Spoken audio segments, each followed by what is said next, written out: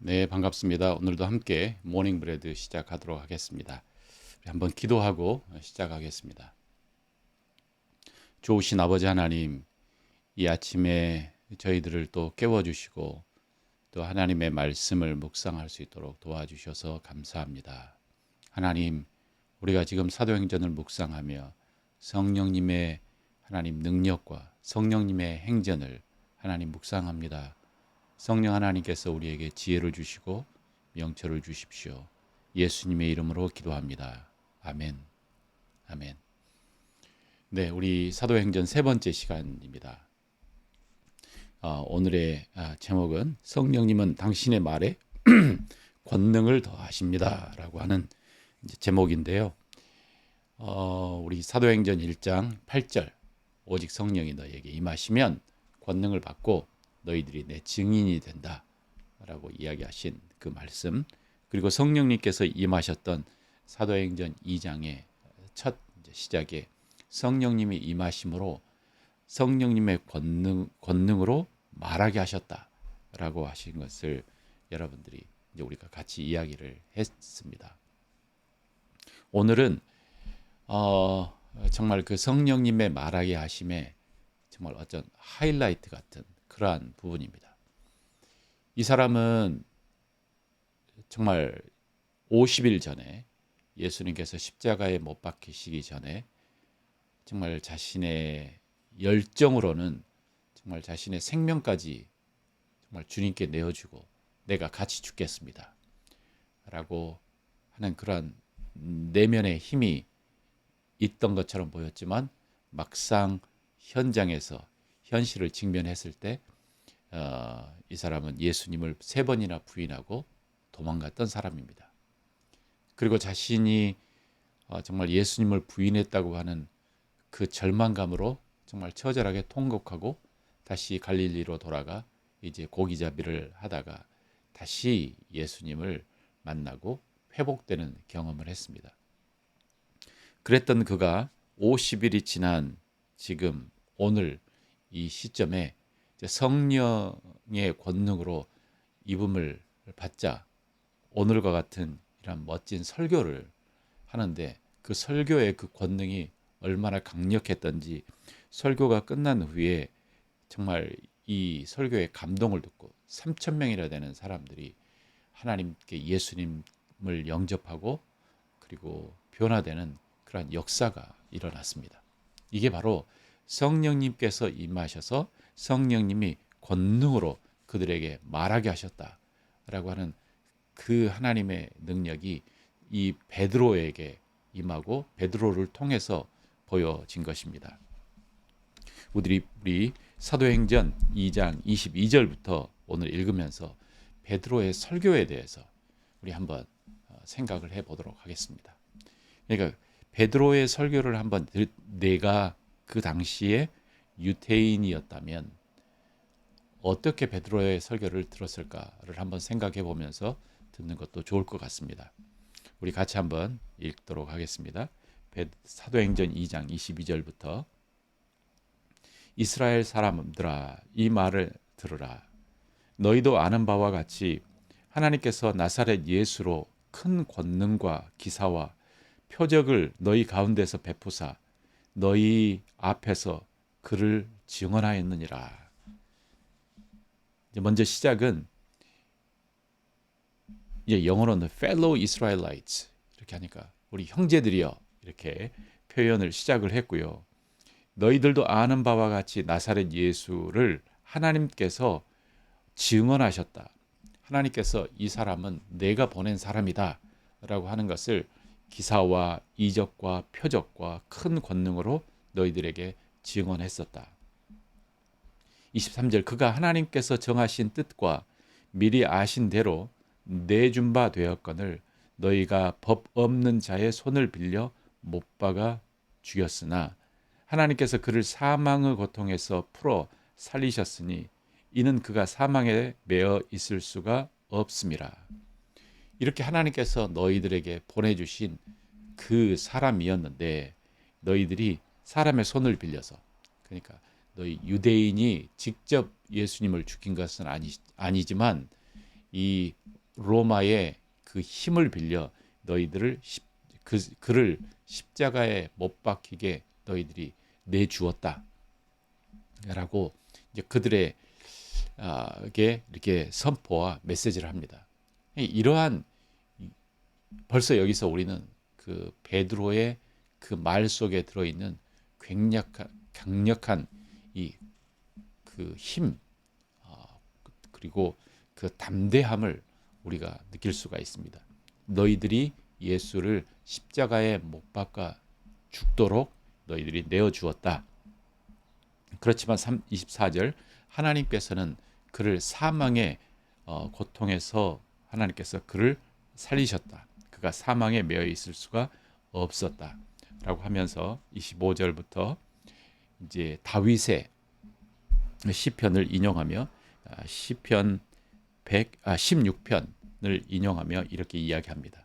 다윗이 그를 가리켜 이르되 내가 항상 내 앞에 계신 주를 배웠으며 나로 요동하지 않게 하기 위하여 그가 내 우편에 계시도다.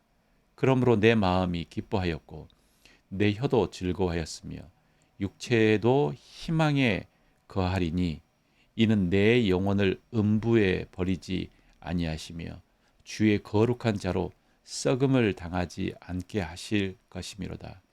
주께서 생명의 길을 내게 보이셨으니 주 앞에서 내게 기쁨이 충만하게 하시리로다 하였으므로 다윗의 이제 시편에 보면 자꾸 이 주어가 가끔 자신이 되기도 하고요. 그리고 주어가 하나님이 되시기도 하고요. 이제 그러면서 이 그 화자가 이렇게 약간 이제 시편 안에서 이제 바뀝니다. 여기에서 마치 예수님께서 하나님께 고백하시는 것처럼 이렇게 표현을 하고 있습니다.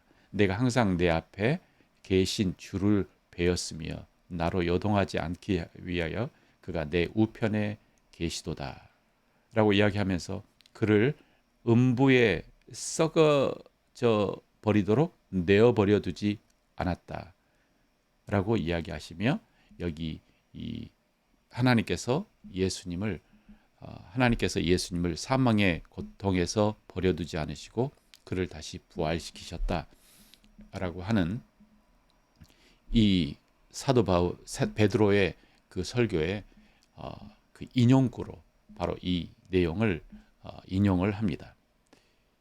29절 형제들아 내가 조상 다윗에 대하여 담대히 말할 수 있노니 다윗이 죽어 장사되어 그 묘가 오늘까지 우리 중에 있도다. 그러니까 여기서 내가라고 하는 이 나는 이 다윗이 아니고 이것은 다른 사람이다. 그는 선지자라 하나님이 이미 맹세하사 그 자손 중에서 한 사람을 그 위에 앉게 하리라 하심을 알고 미리 본고로 그리스도의 부활을 말하되 그래서 그 다윗이 선지자로서 하나님께서 이 일이 일어날 것을 하나님께서 그에게 보여주시고 그리스도의 부활을 이야기했다라고 이야기하고 있습니다. 그가 음부에 버림이 되지 않고 그의 육신이 썩임을 당하지 아니하리라 하더니 이 예수를 하나님이 살리신지라 우리가 다 이 일의 증인이로다. 하나님께서 예수를 살리셨다. 그리고 우리가 이 일의 증인이다. 라고 하는 것입니다. 후에 바울이 이제 전도할 때에 이방인들에게 전도할 때의 메시지와 또 이 메시지와는 조금 색깔이 다릅니다. 왜냐하면 여기에서 베드로 그리고 주변 11명의 사도 그리고 사람들이 전부 어떤 존재들이냐면 바로 예수님을 만났고 예수님을 경험하고 예수님의 죽음과 예수님의 부활을 경험을 했던 직접 보았던 증인들이기 때문에 그 메시지의 결이 조금은 다릅니다. 그러나 여기서 이야기하기를 우리가 이 일의 증인이다.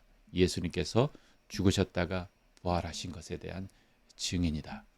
라고 이야기하고 있습니다. 33절 하나님이 오른손으로 예수를 높이심에 그가 약속하신 성령을 아버지께 받아서 너희가 보고 듣는 이것을 부어 주셨느니라. 그래서 지금 이 일이 일어난 것은 술이 취한 것도 아니고 바로 요엘을 통해서 예언한 것이고, 또 하나님께서 이렇게 예수님께서 성령을 아버지께 받아서 우리에게 부어 주신 것이다. 그래서 이 성령은 하나님으로부터 오신 분이시다. 지금 일어나는 이 현상은 하나님께서 만들어 주신 이러한 현상이다 라고 이야기하고 있습니다. 또 34절, 다윗은 하늘에 올라가지 못하였으나 친히 말하여 이르되 주께서 내 주에게 말씀하시기를 내가 내 원수로 네 발등상이 되게 하기까지 너는 내 우편에 앉아 있으라 하셨도다 하였으니, 이 말씀은 이제 시편 110편 1편 말씀이고요. 자, 여기서 또 다윗의 시편을 이제 인용을 했는데, 뭐라고 하냐면 주께서 내 주에게 말씀하시기를 내가 네 원수로 네 발등상에 되게 하기까지 너는 내 우편에 앉아 있으라 하셨도다 하였으니 라고 이야기하고 있습니다. 하나님을 믿는 이 야훼 신앙을 가지고 있었던 이 유대인들에게 바로 이 성경 본문은 굉장히 해석하기 어려운 본문이었을 거라고 생각하고요. 그 이유는 뭐냐면 주께서 내 주에게, 여기서 앞에 있는 이 주께서는 우리 그 원어를 보면 이것은 여호와를 이제 아도나이라고 이렇게 바꾸어서 부르는 여호와 하나님을, 야훼 하나님을 이야기하고요. 그래서 야훼 하나님께서 내 주께 my lord, 내 주인인 아도나이라고 하는 이 어떤 존재에게 말씀하시기를 sit at my right hand, 내 오른편에 앉아서 네 원수로 내 발등상이 되기까지 앉아 있으라 라고 하는 거죠. 그러면 여기에서 내 주는 과연 누구일까? 그 전에 있었던 유대인들은 아마 그렇게 상상을 했을 거예요. 해석을 했을 거예요. 이것은 왕을 이야기하고 이것은 상징적인 표현이며, 그래서 이 이스라엘의 왕 다윗을 지칭하는 것이다. 그런데 내 오른편에 앉아 있으라라고 하는 이 말은 무엇일까라고 하면 고민을 많이 했을 거라고 생각합니다. 그런데 사도 베드로는 이 말씀을 인용하면서 여호와 하나님께서 내 주께, 여기 내 주는 누구인가요? 바로 예수님을 이야기하고 있다라고 여기서 이야기를 하고 있습니다. 예수님을 이야기하고 있다. 그래서 그 예수님을 말하며 내 오른편 우편에 앉아 있으라. 하나님의 우편에 앉아 계신 그분은 예수님이시지 않습니까? 그러니까 이미 시편에서는 이 하나님과 같은 또 다른 한 위의 존재를 이렇게 듬성 이렇게 표현하고 있습니다. 그러면서 이 시편을 인용하면서 바로 그 예수님께서 바로 여기서 이야기하는 내 주인인 그분이시다. 그리고 그분을 하나님께서 다시 살리셨고, 그리고 그분을 하나님의 우편에 앉으셨다. 언제까지? 내가 여호와 하나님께서 너의 원수로 너의 발등상이 되게 하기까지, 거기까지 내 옆에 앉으셨다. 그래서 36절, 그런즉 이스라엘 온 집은 확실히 알지니 너희가 십자가에 못 박힌 이 예수를 하나님이 주와 그리스도가 되게 하셨느니라 하니라. 이게 그 메시지에 이제 확 못을 박는 그 마지막 펀치죠. 그게 뭐냐면 너희들은 확실히 알라.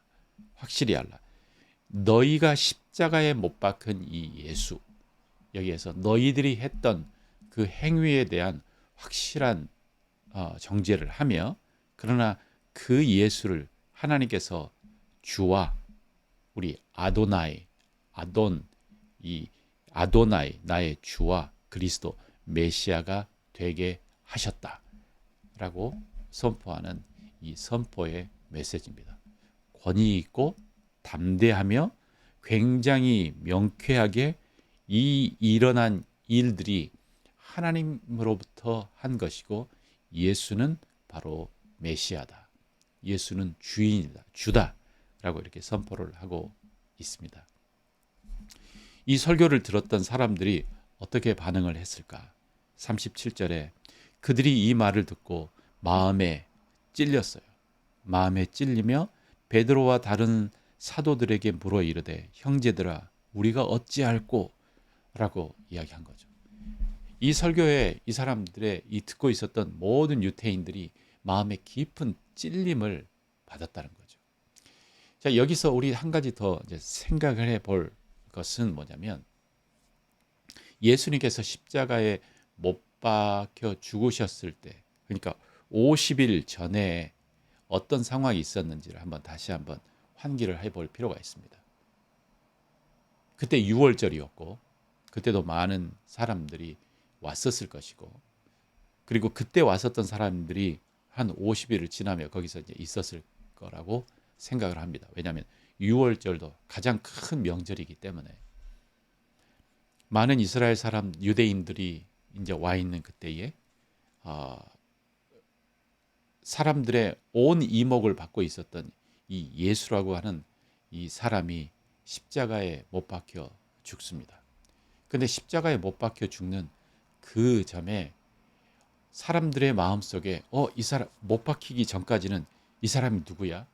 야, 이 사람의 말, 그리고 이 사람이 하는 행동들, 그리고 함께 따라왔던 그 엄청난 권세, 권위, 이런 것들에 대해서 감동을 받은 사람들이 많이 있었지만 결국 정치적인 선택을 그들이 한 거죠.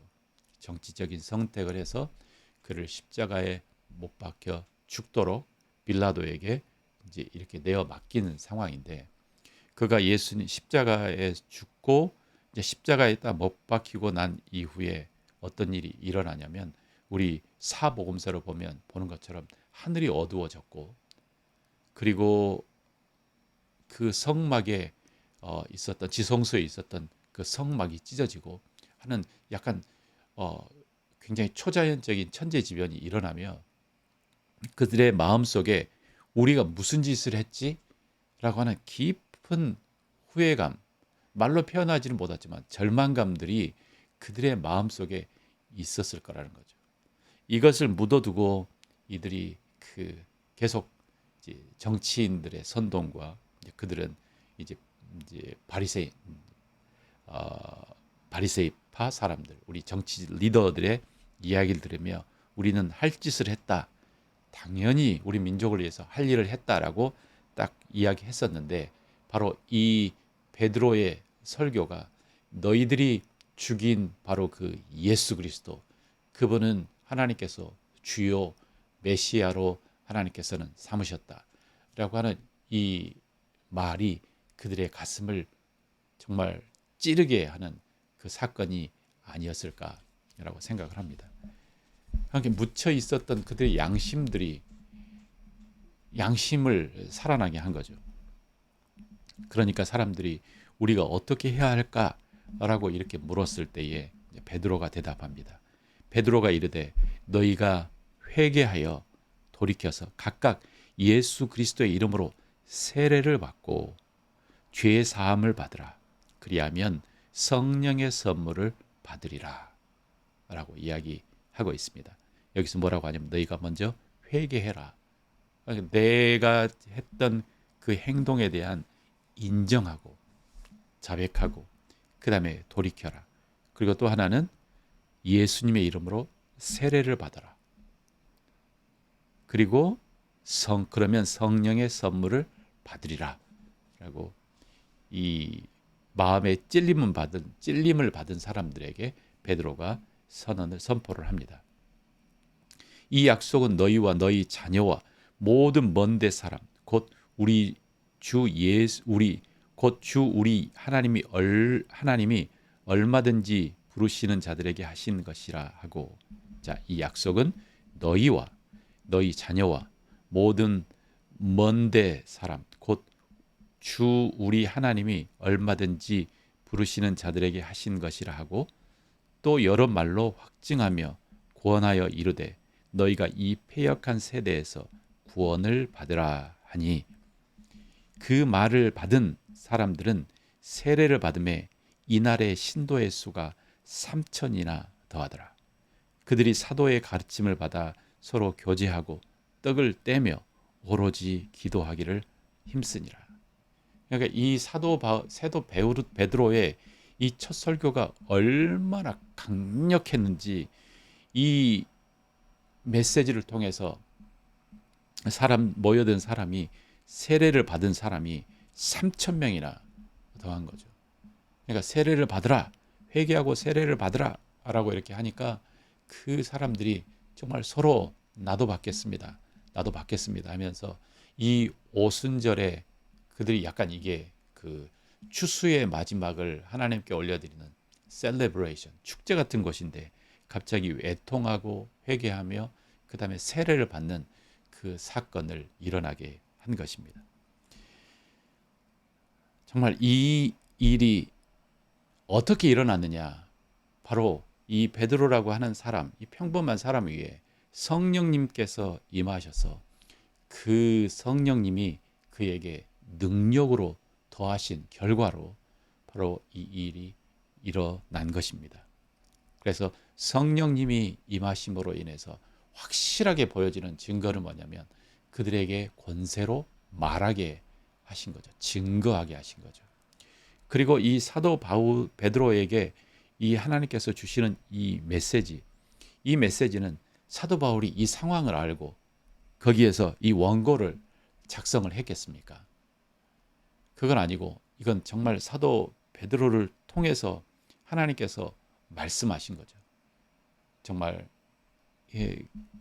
그래서 너희들에게 할 말을 내가 주리라 라고 하는 이 메시지를 하나님께서 주신 것이고 또 하나 사도 베드로도 이 메시지를 들으면서 깜짝 놀랐을 거예요.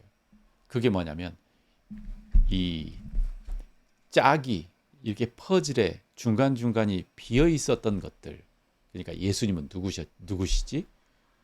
처음에는 랍비야, 아니야 내가 따르는 나의 스승이야, 뭐 이렇게 하면서 예수님께서 십자가에 죽으시고 부활하시는 이 과정에 예수님은 누구신가? 라고 하는 그 메시지가 계속 있었는데 바로 이 메시지를 통해 베드로는 예수님이 이런 분이시구나 라고 하는 것을 자기의 머리에 딱 정리를 하는 시점이 또 되었을 거라고 생각을 합니다. 이것은 그냥 저의 생각입니다. 그런데 일단 성령님이 임함으로 예수님께서 메시아구나, 예수님께서 하나님께서 보내신 자이시구나, 구원을 받기 위해서는 이 예수님의 이름으로 세례를 받아야 되는 거구나 라고 하는 것을 이제 비로소 마치 퍼즐에 이 모든 것들이 딱 맞아지는 것처럼 베드로의 머릿속에, 베드로의 마음에 이 퍼즐이 딱 맞아지게 된 거죠. 이것도 바로 성령님의 은혜, 성령님의 능력인 것 같습니다. 그래서 성령님께서 하시는 것은 아하 하고 뭔가 깨닫게 하는, 이것이 성령님께서 하시는 역사이십니다. 여러분들의 마음속에 뭔가 이 성경을 읽으며 이게 복음이구나, 이게 하나님께서 하시는 거구나 라고 깨달아진다고 하는 것은 바로 성령님이 여러분과 내 안에 함께 하시며 능력으로 이것을 알려주시기 때문에 우리가 알게 되는 거다라고 생각합니다. 자, 이렇게 사람들이 함께 모여서 그들이 무엇을 했을까? 바로 이게 놀라운 교회의 시작입니다. 그러면서 그때에 함께 세례를 받고 이 모여든 사람이 3천 명이나 더 있다. 갑자기 작은 소수의 집단이었던 그 사람들이 있었는데 여기에 3천 명이 더해진 거예요. 그리고 그들이 사도들의 가르침을 받아 서로 교제하며 떡을 떼며 기도하기에 힘쓰니라 라고 이야기합니다. 그들이 했던 것은 먼저 사도들의 가르침을 받은 것입니다. 이 유대인이었다면 이제 겉으로 이게 알고만 있었던 예수님, 그러니까 뭘 가장 알고 싶어 하냐면 이 예수님이 어떤 분이셨고, 그리고 그 예수님이 어떤 이야기를 했었었는지 예수님에 대해서 궁금해하게 시작하지 않겠습니까? 그래서 사도들이 함께 예수님과 함께 3년 반을 보냈던 이 사도들이 그들에게 예수님을 가르치고 예수님의 말씀을 기억나며 그들에게 설명해 주고 그들의 경험들을 이야기해 주며 그들에게 계속 예수님에 대해서 가르쳤을 것이고, 또 그리고 이 일들이 어떻게 연결이 되는지 구약과 그다음에 예수님을 보며 예수님이 구약에서 이야기하시는 바로 그분이셨구나 라고 하는 것들을 서로 공부하며, 왜냐하면 이 사람들은 이 구약에 정통한 사람들이었기 때문에 그러한 일들이 아마 성도들 사이에서 계속 일어나지 않았을까. 그리고 이게 너무나 재밌지 않았을까. 가르침을 받아 또 그리고 서로 교제하며 그다음에 떡을 떼며, 그래서 이 함께 교제하고 함께 떡을 떼는 것은 함께 이제 교제했다고 하는 것이죠. 그러니까 이 일들이 그들에게 굉장히 특별하고 의미 있고 강력한 그러한 시간이었을 거라고 생각합니다. 이 성도의 이렇게 뜨거운 교제, 함께 주님을 이야기하며 또 함께 나의 삶을 나누며 그 다음에 그 안에 채워지는 그 성령님의 강력한 그 부어주시는 그 힘을 경험하는 이 시간은 세상의 것으로는 이게 비교할 수 없는 정말 이 큰 은혜이고 강력입니다. 그래서 이 사람들이 함께 모여서 이렇게 사도의 가르침을 받고 교제하고 떡을 떼고 그리고 기도하기를 힘쓰니라. 그러니까 그들이 모였던 곳에 함께 기도하며 주님의 그 임재를 경험하는 이 시간이 바로 이 교회의 시작입니다. 또 마찬가지로 이제 교회에서도 우리가 하는 일이 뭐냐면 바로 이 예수님의 가르침을 하고 또 함께 교제하고 함께 먹고 함께 기도하고, 이 시간들이 이 교회 안에서 우리가 이루어지는 것이죠. 자, 그리고 43절에 이렇게 이야기합니다. 사람마다 두려워하는데 사도들로 말미암아 기사와 표적이 많이 나타났다. 이제 예수님 한 분에게 국한되어 있었던 그 어떤 표적과 기사를 할 수 있는 그 권세, 그 능력이 이제 예수님께서 예언하신 것처럼 내가 가는 것이 너희들에게 유익하다 라고 하셨던 그 말처럼 이제 한 예수님뿐만 아니라 바로 그 권능이 이 사도들에게도 함께해서 사도들의 손과 사도들의 기도를 통해 병 고치는 은사가 일어나고 그 다음에 기적이 일어나는 사건들이 많았었고, 그리고 이 일로 인해서 사람들이 두려워했더라.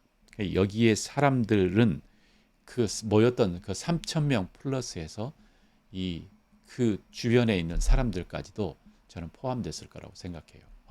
저 집단들은 무엇이? 저 집단에서 일어나고 있는 저 현상들은 뭐야? 저들이 하는 이 권세는 이것은 하나님만이 하나님께서 주시는 건데 라고 하면서 그 사도들을 두려워했다라고 하는 거죠. 이 두려워했다고 하는 이 다른 표현은 사도들을 굉장히 존경했다. 사도들의 말에 권위가 섰다라고 이렇게 해석할 수도 있을 것 같습니다. 이제 그리고 또 44절에 믿는 사람이 다 함께 있어 모든 물건을 서로 통용하고 또 재산과 소유를 팔아 각 사람의 필요를 따라 나누어 주며,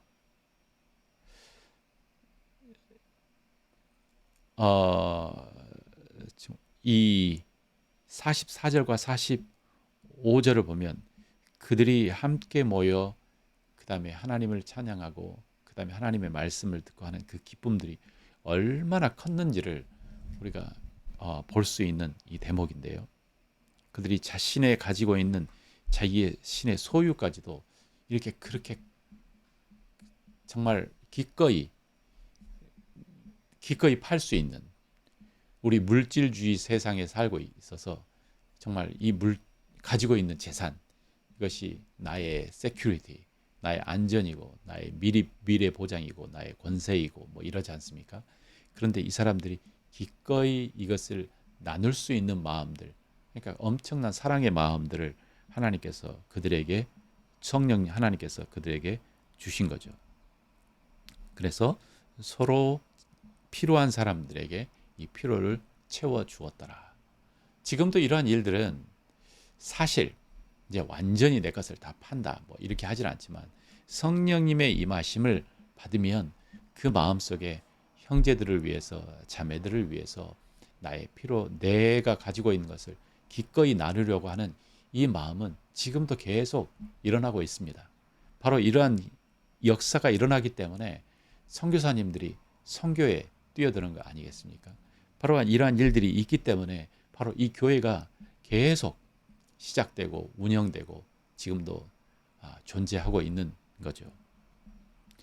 이 유무상통, 이 역사가 이것만 딱 떼어서 이것을 배우려고 했던 것이 사실 공산주의의 어떤 철학 속에 들어 있습니다.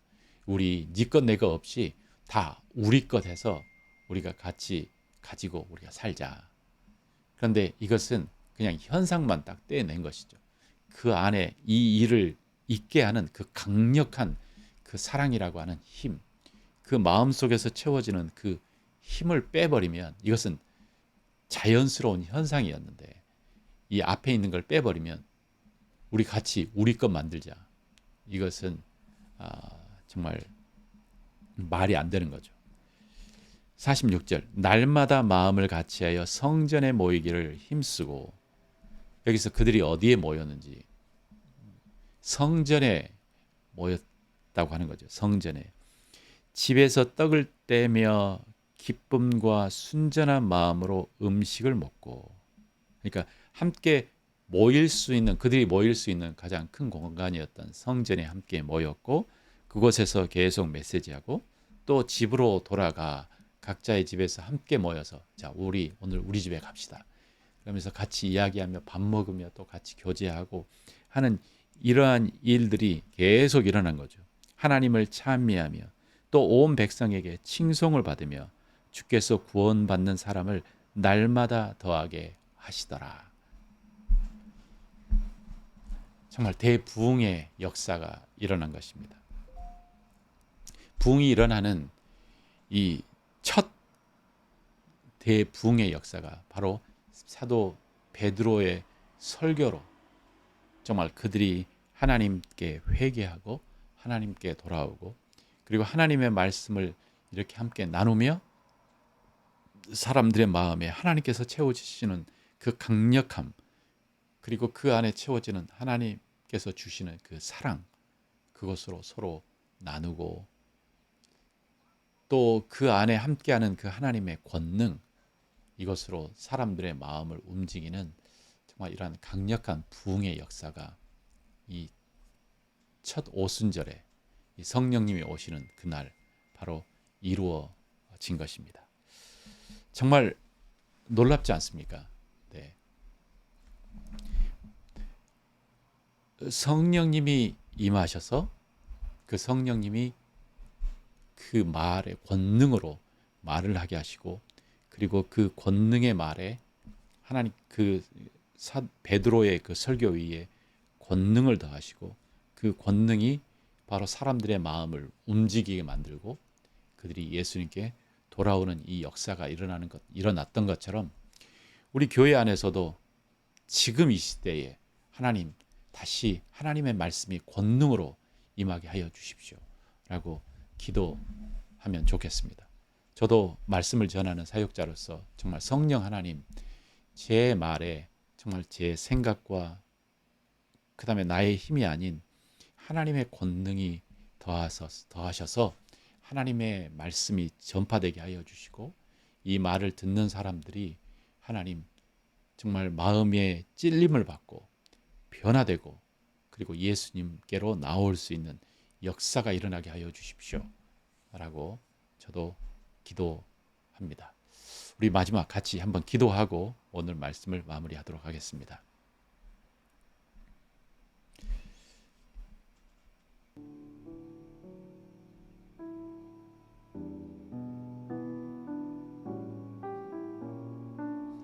자, 우리는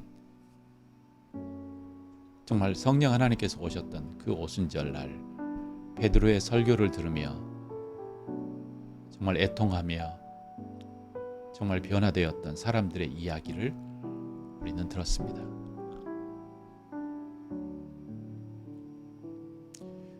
아버지 하나님 경배하고 찬양합니다. 정말 성령 하나님이 오시니 하나님의 권능을 받았고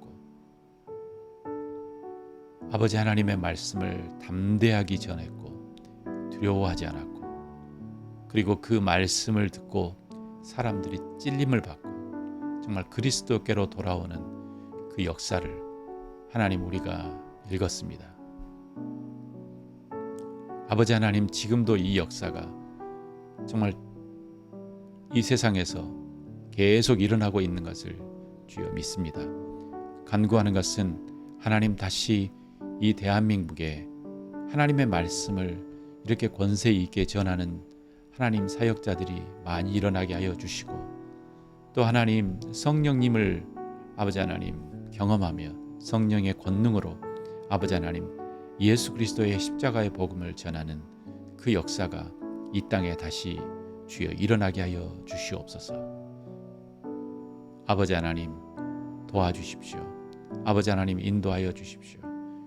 정말 이 소망이 없고 절망이고 하나님 꿈도 없는 이 세대에 아버지 하나님 성령님께서 역사하사 정말 비전을 보며 정말 꿈을 꾸며 하나님 예언하는 그러한 역사가 일어나게 하여 주십시오.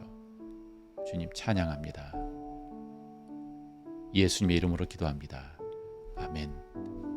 오늘 하루도 주님의 권세로 여러분이 함께 걸어가시며 정말 주님을 전하는 주님의 백성들이 다시 되시기를 예수님의 이름으로 축원합니다.